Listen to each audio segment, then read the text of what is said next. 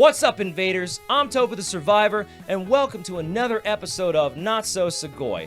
On today's episode, we're going to be talking about a game for the PC gaming platform, also known as Steam, by the name of Gorytale. Now, I know what you guys are thinking already, but Tofu, what kind of a name is Gorytale for a game? That sounds fucking stupid. That sounds fucking gay. But I can tell you what kind of a name Gorytale is. It's a name that parodies the word fairy tale, for those of you that are literature savvy. It is often referring to things of childlike nature, adventures, magic, fantasy, childlike desires, very kid-friendly type things, stories you would tell your children generally at bedtime.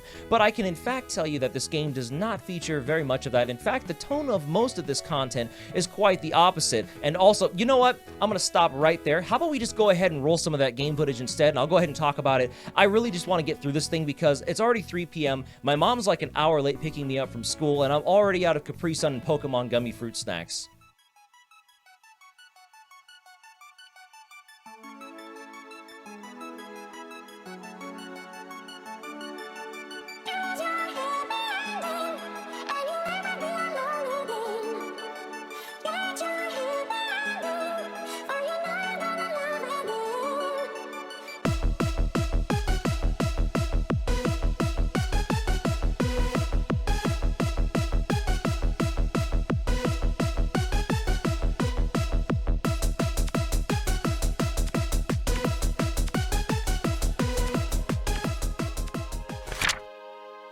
Now, something I want to say first and foremost about this introduction sequence is that I'm an atheist and I don't believe in Santa Claus, so whoever the main character is talking to up here, I have no fucking idea. I am offended by the idea of it regardless of who that is sitting at that altar. Have a little piece of love in you. You are full of dark and bitter feelings. Come on, old man. Are you gonna send me to hell or what?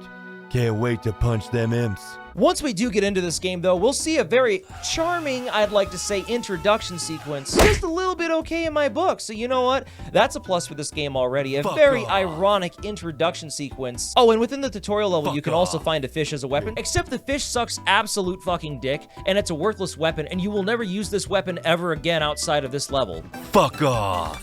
Fuck off. Ooh, la la.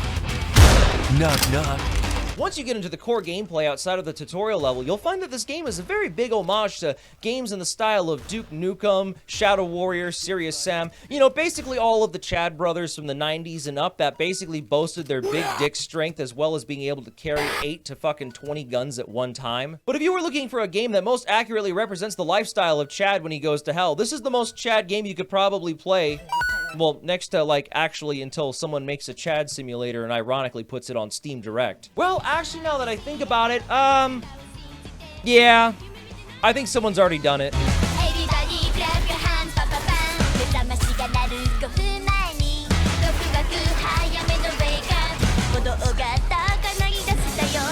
Get the fuck out of the room!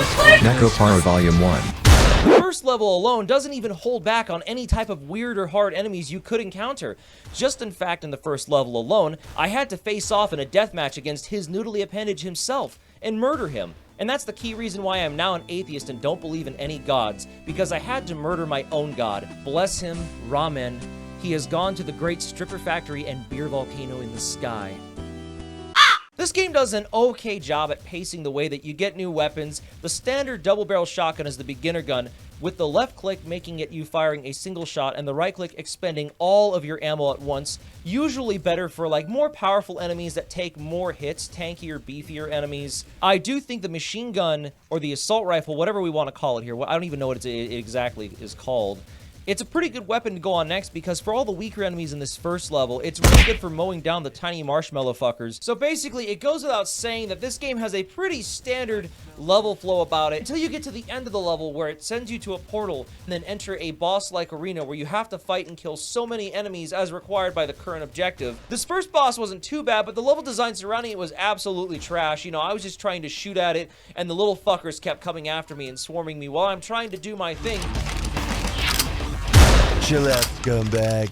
I did actually quite enjoy the fact that every time you upgrade a weapon, it just starts looking a little more ridiculous each time. But guys, don't make the same mistake that your boy Tofu here made. Don't upgrade the assault rifle because it sucks absolute fucking dick. It is so shitty. It is only this much more powerful than the fish, and the fish sucks even more dick. You don't want 2 fishes in your inventory. Upgrade the shotgun and do the smart thing because the assault rifle is absolute ass in all of the later levels. You will not be using the assault rifle past the first level very effectively. The second level explores more of the candy theme, but now we have enemies introduced such as donuts and things of that nature. It's a little more of the first level, but a little bit different. There's not too much variation here, but the enemies, this is where they tend to get a little bit stronger and a tiny bit more annoying. I don't know what this is, but it's kind of hot. After we're done with just a little more business of killing these chocolate bitches in these desolate corridors of this game, we go to the end of the level and through the portal into the boss arena, only to find out that the boss is named Candy Mountain because the year 2006 just came back into style suddenly. It's so fucking funny! Oh, you know that bit I said earlier when I said that I had killed my god? I really meant that. God is absolutely dead because with a boss named Candy Mountain, there is no fucking justice in this world. There is no God. God is fucking dead. The third level in this game is the greatest departure from the whole theme about candy and sweets in general. It's a little more spice. It's a little more spice. It's spicy.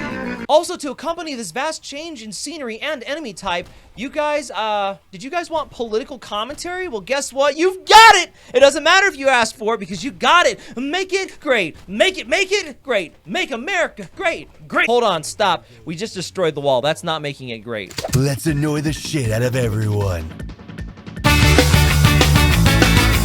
Next, we come upon what could only be considered a holy temple of sorts for Tex-Mex-like food beings. Now, one might ask themselves, how do you infiltrate a temple such as this? Well, don't worry, guys. I got you covered. This is easy. First, you creep down the staircase to the sanctum of the farting cheese. Then, you must explore and traverse the maze of many suicide bomber peppers. After that, it's a straight path down the hallway of absolute complete bullshit.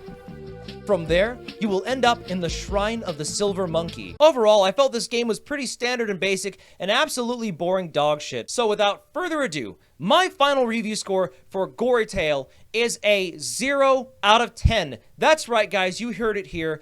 Gorytale is absolute dog shit.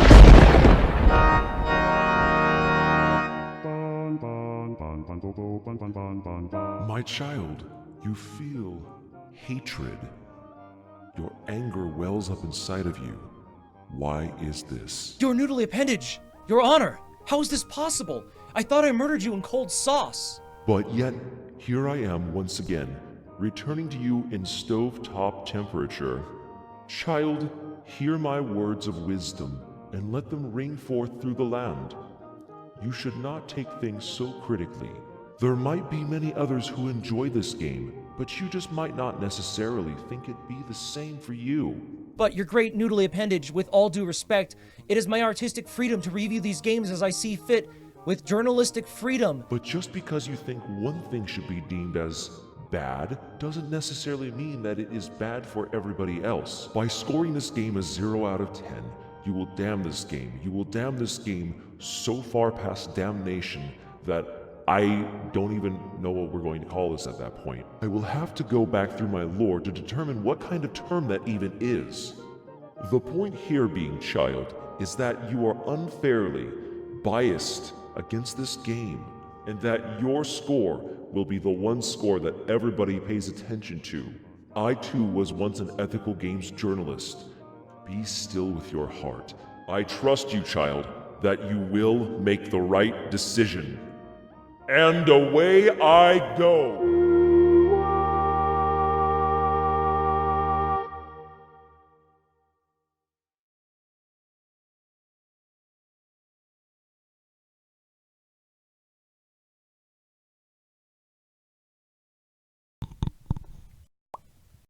Okay, guys, might be a slight change of plans here today.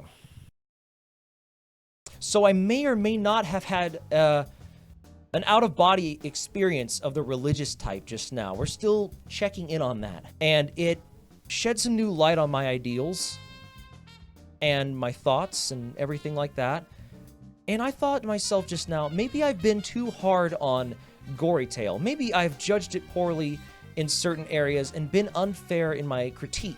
So, for the first time in the long-running history of Not So Sugoi, I'm going to go ahead today and raise this game's score from a 0 out of 10. That's right, you heard me. I've had a change of heart.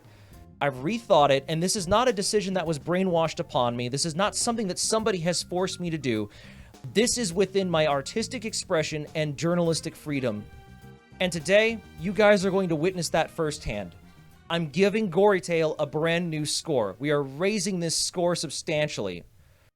My new score and final score for Gorytale on the PC platform for Steam will be a 0.1 out of 10. Hey guys, what's happening today? I just want to go ahead and say a very big thank you to my patrons who helped make this episode possible. Narcissist Ego, Sean Crosby, The Nine Dogs, and Uncholent. I don't even know what I'm saying right now. It was with their support as a patron backer that they were able to help me complete this video. Now you might ask, how does this help me complete videos? Well, it helps put groceries on the table and pay bills, so I can make you stupid content. But if you would like your name featured at the end of these episodes to show your support for Sugoi Variety Hour and all of its future endeavors, then you can head on over to our Patreon right here. It's also going to be listed down below in the description, and you can support for just $1 right now to get your name at the end of these videos. And you know, who am I to say $1 is $1? You might have something more important you need to spend it on, but I mean, what's more important than me and your lousy dollar? Am I right? What are you gonna buy with that shit? But hey, that's just my opinion, but if you don't want to support us on Patreon, then there are a number of other ways you can help support us, such as leaving a big thumbs up on this video to show that you liked it. And if you're not already subscribed, you can hit that subscribe button and make sure you hit the bell so you get all notifications whenever we do upload new videos. And lastly, you could go into the comments section and have discussions about how much of a virgin I am, and that would be awesome. But if for some reason you've stumbled to my channel and you haven't ever watched me on twitch.tv, then by all means, come check us out on Twitch TV where we go live for Sugoi Variety Hour Live. It's pretty fun. I do a lot of karaoke on there with Twitch Sings, a lot of stupid shit like that. And every now and then, get this, I actually play video games. Thanks for watching today, guys. I'm gonna have another one of these episodes coming out hopefully in the next couple weeks, and you guys are awesome. You are so supportive, and I love all of you, you goddamn motherfuckers. Fuck off and leave me alone. Good night.